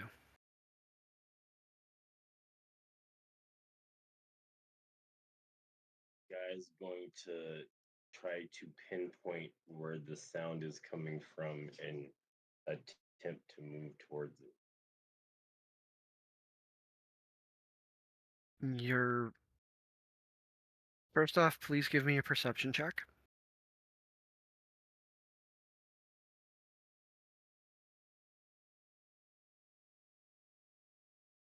8. Hold on.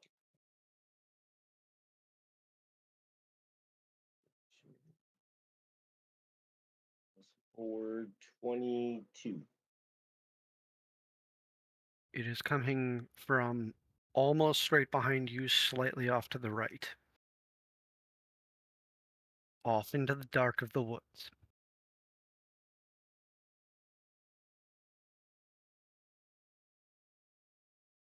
Your joints creak Your body feels heavy, but you can move.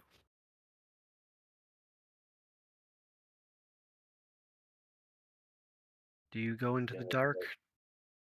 yeah, he's gonna make his way towards the dark. You head into the dark. And as you leave the ring of light of that fire, it becomes very apparent that this is thick darkness. You're facing the right way, though, because you hear another thud. From your judgment, it's probably 20 feet ahead. But it is hard to tell what is shadow, what is bush, what is tree.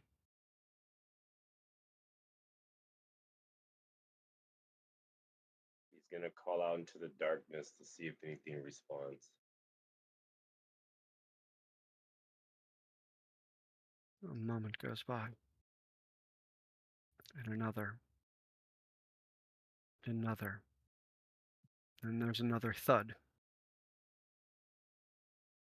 maybe 25 feet away.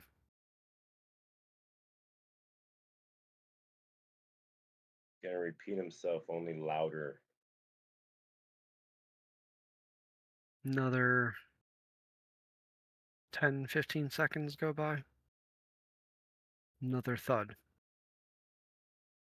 slightly off to the left this time, about 30 feet away.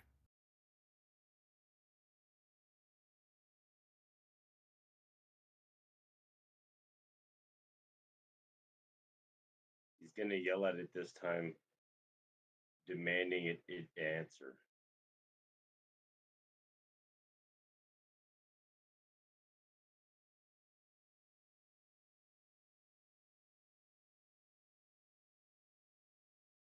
About 30 seconds goes by.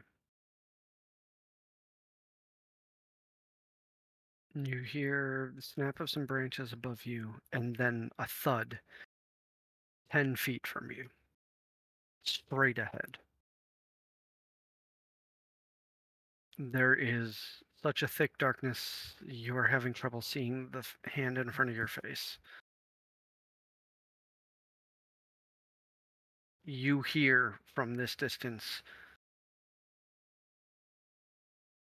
a sucking, gasping breath, then nothing.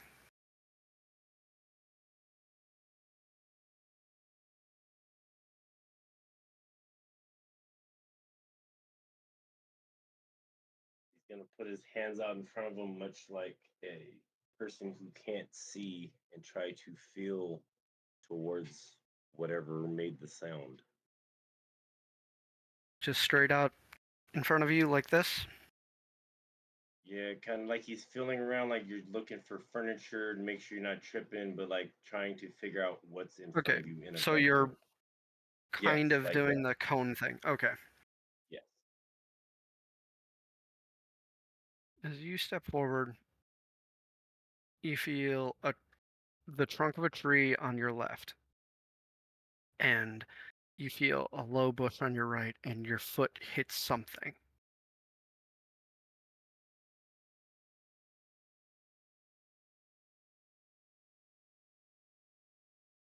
I try to pull my hands together and feel what it is in front of me as he takes a deep Y- breath. You follow the curve of the bush, and you come down, and there is there's something maybe a foot and a half off the ground that is warm and not moving.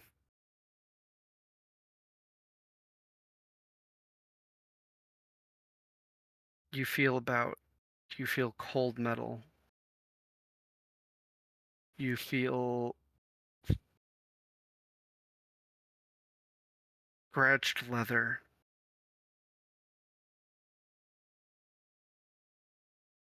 You feel the puff of boot.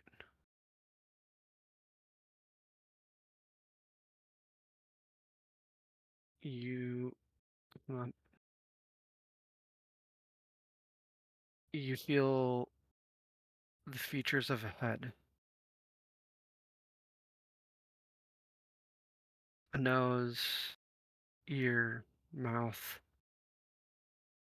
no hair, the slight depression and rays of scarring or tattoos.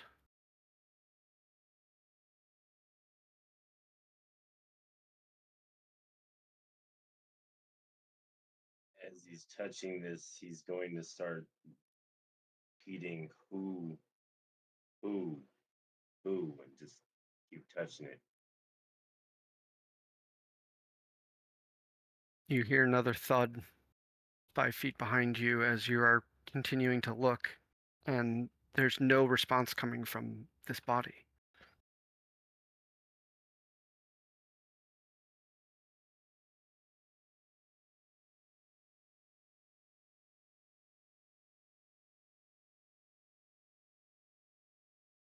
Bend towards the other sound and call out again. You hear a similar sucking gasp for air, couple of low, raspy exhales, then nothing. Your hands reach to a similar level. You find, once again, warm body, cold metal, scratched up, torn up leather.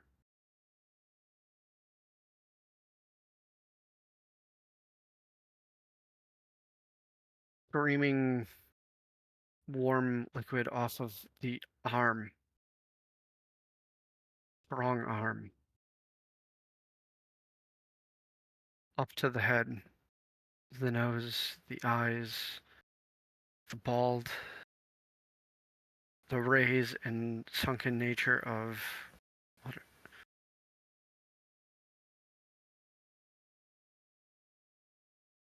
it's another. You can see the small dome of light maybe 20 feet from you. Walk looking menacingly at you.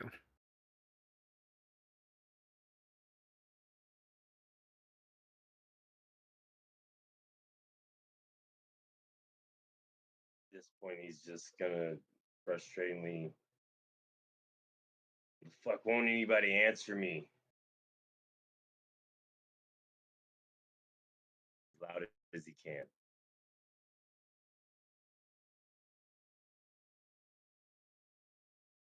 Thud. You see another. You see a body fall from up above some height, lands just inside the ring of light.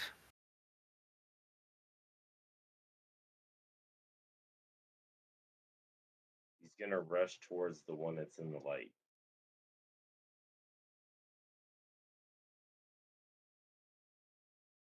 I need you to make a wisdom save just before I finish this description.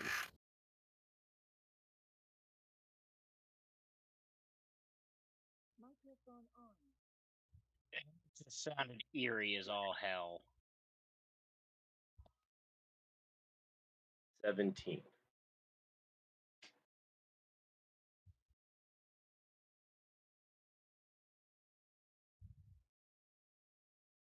You find the battered corpse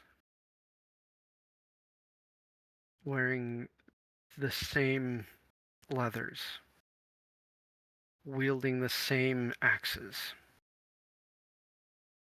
bearing the same scars, the same tattoos, with more tatters as flesh had been rended, and blood already starting to clot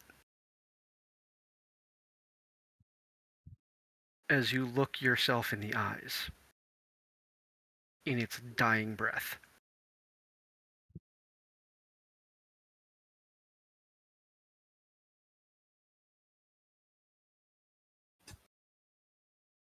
Above the table. Did you just say I looked myself in the eyes? Yes. Oh, what the fuck? Okay, just making sure I heard right. God damn it, Tormy. How did I not know you were gonna do something like that? Oh, shit. Fuck. Uh, he's just gonna stand You there and wanted you literally asked for a psychological mindfuck on guilt. yeah. So he's Fair. just gonna stare at the body like he knows it. He has no idea what he's seeing, but he's come to a realization that all the bodies were him. As that realization comes to you, there is a flash of movement, and Squawk starts eating the body.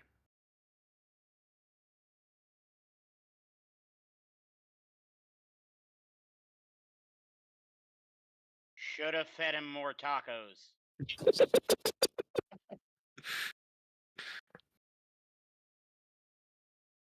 And you sit stark up, cold sweat, back in the forward HQ. He's gonna start checking himself for any holes. Look over at Squawk, make sure there's nothing hanging out of his mouth. There's no appendages missing. Go ahead and give me a perception check. Guy is missing a fundamental part of himself now. 19 plus. Hank slightly below the belt and now is in Squawk's mouth. 23. You count all your fingers, you count all your toes, every appendage is there and accounted for. You do not see anything in Squawk's mouth. Squawk is curled into their normal Aurora, Ouroboros. Ouroboros, thank you, Mhm. of their tail over their body and their neck curling around to just barely have the tip of their tail in their mouth.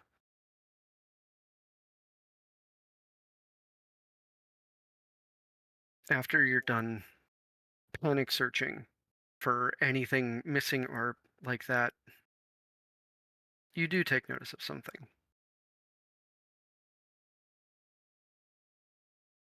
There's a very strong taste of copper in your mouth.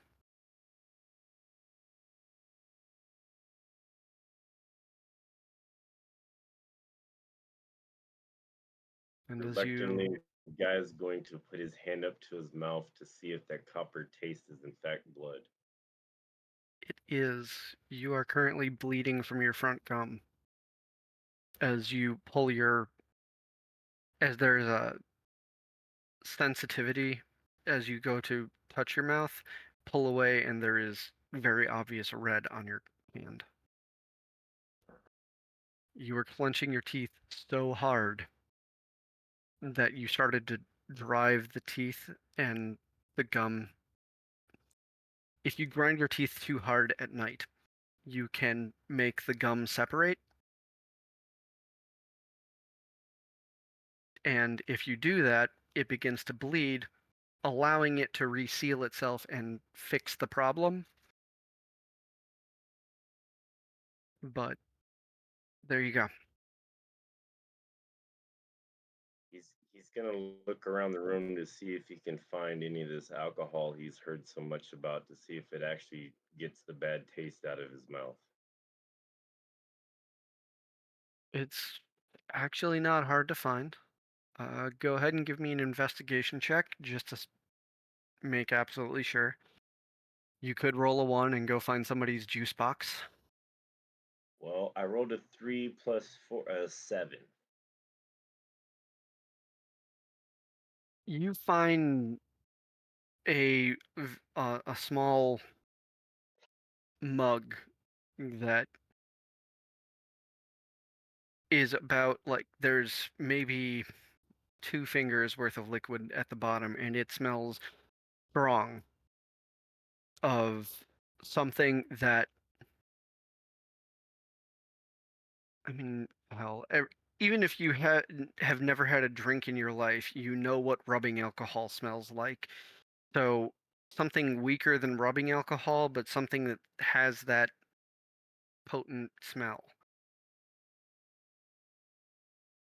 He's gonna think to himself, "Fuck it," and throw it in his mouth and swish it around and swallow it.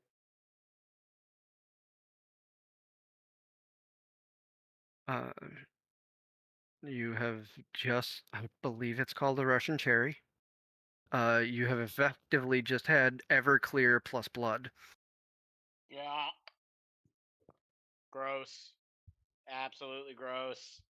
Yep. For the Ever, first time ever, guys. Everclear on its own is disgusting, but Oh, I agree. For the first time ever, guys actually going to crave one of those bells of taco.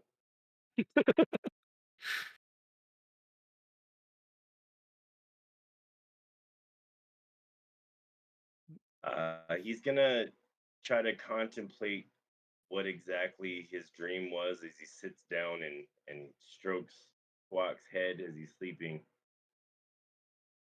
and just try to wrap his mind around what the hell he just went through.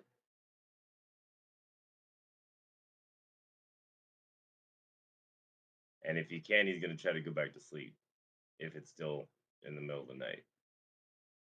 But reluctantly, like you know how you wake up like Yeah. something's wrong, but you're not sure, so you lay there for a minute. Yeah, that's what he's doing. He wants Yes, to I fall too asleep. have insomnia. Yeah, the fear of that dream coming back has him reluctant. That's more than fair. yeah. Nobody wants that dream the first time.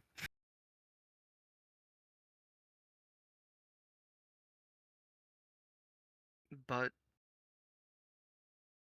once again, hours go by. You all recover from a long day. Some of you have had a harder time. Actually, for the purposes of this, Guy, go ahead and give me a wisdom save.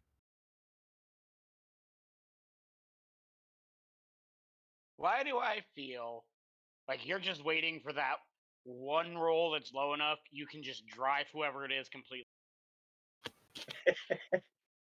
So this one's simpler. 13. Okay. You stave off insomnia and exhaustion. You do eventually get back to sleep and have a dreamless rest of your night. But that that dream may stay with you for a while.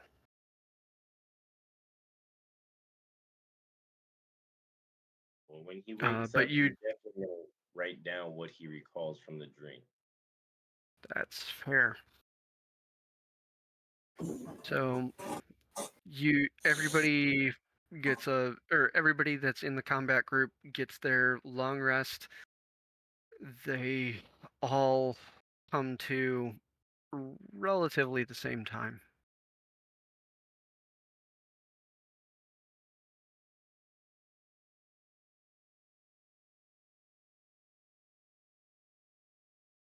Maybe 6 HP.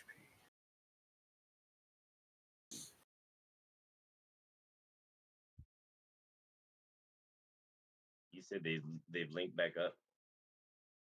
The combat group, you guys all get your long rest and can start your next day.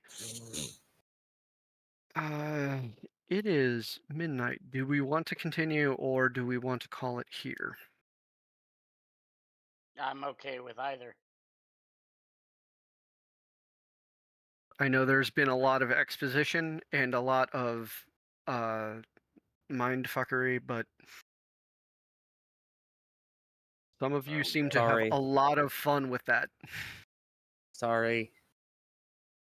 Also, some of you really enjoy listening to the others have mental torture sessions. Oh, I'm all about the mental torture. Bring it on. Yeah, fuck you. What's the first thought? I was like, oh, shit, what did I get myself into? I'm down to keep going if you guys are. I'm with the Oh, group. who do we lose? Shoto. I Oh, Yep. Buddha, yeah. Um, Yeah, I'm good with either. I can. I mean, it's. I don't care either way. I can probably run for another 30 minutes or so. I got 30. Okay. We can do 30. I'm gonna take a real quick bathroom break and then be right back. You're fine. Okay.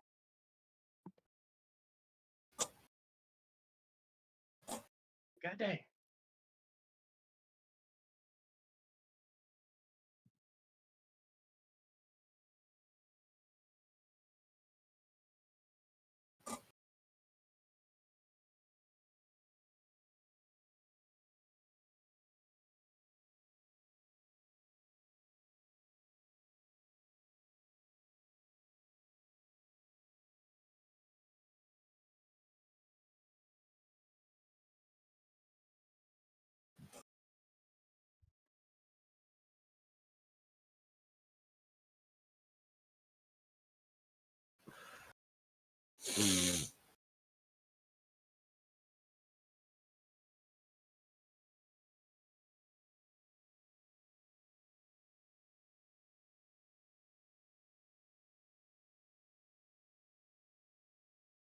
Hey, real quick, where do I find a list of stuff that can be made with the alchemist supplies? I have returned. Uh, that would be a question for Tormy because he's most familiar with that. But He Trying wants to to know if figure. if you have a list that he can see that stuff that he can make with alchemist supplies. specifically for um the Blood Hunter class stuff. Well, a thought occurred to me if there was some way I could concoct something to enable him, like a sleeping potion, because like now he's got a fear of going to sleep. So I was just wondering, since he already has alchemist supplies on him, I just don't know what they actually do.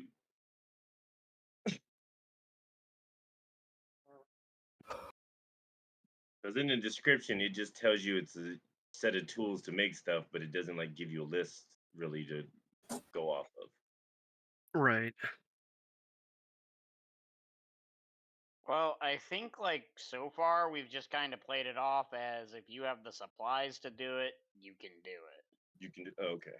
So this, then I just have to find In if there base is something. things. Oh,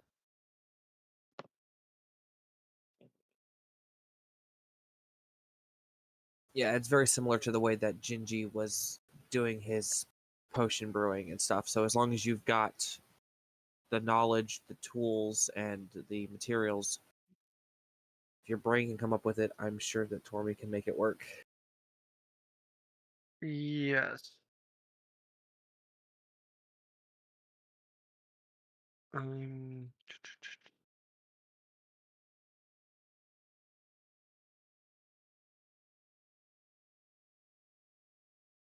certain bless you. they- they- Excusez-moi.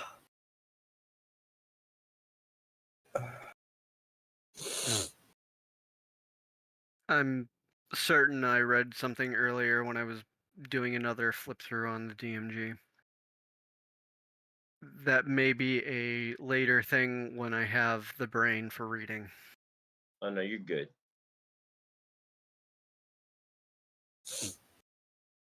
But yes, with the correct materials and the set, you can easily come up with something that will help make dreamless sleep. Or you could just become an alcoholic. Yeah, there's that too, yes. Uh, Well, after his first experience being Everclear. I don't see that happening. I mean, that was my first experience in real life, and I still became one. Well, not all of us And make the same bad choices, okay? So I'm glad that you've learned from your mistakes. You Yeah. said you don't drink it anymore, right? No, no, no. Yes. I've been 6 months sober now. I didn't know. I meant like in general from like Everclear. I didn't know you meant like actual. Oh, I got you. Well, congratulations on the 6 months. I appreciate it, but no. I started drinking Everclear in high school and moved on. And then one night at a party, my friend dared me to do a straight shot of Everclear. I said, "Okay, bet, let's do that." Nah, I did that shot, went straight sober, and was like, "Nope, never again. Nope, Everclear's bad."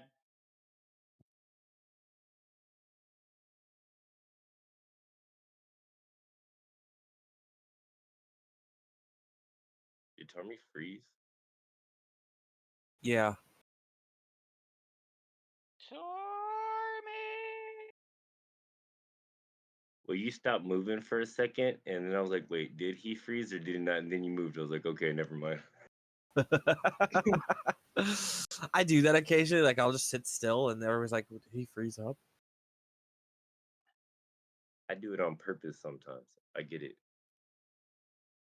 Mm-hmm. Be talking to my Well, mom on video chat, and I just stop moving, and she'll keep talking. She's like, hold on, are you still there? And I won't say nothing. And then something will move in the background. She's like, stop messing with me.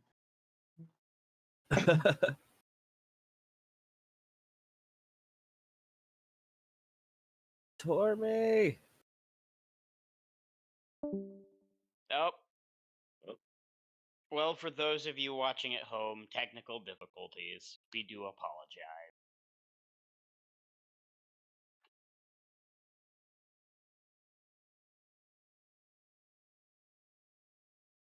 I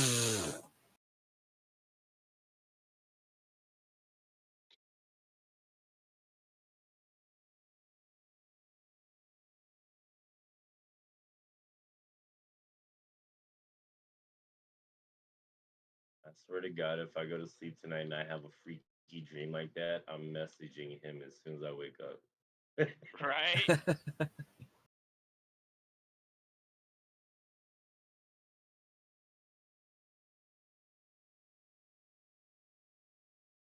Well, as it is after midnight and I don't know if I'll be able to make it back, I'm going to go ahead and end it out for us, guys.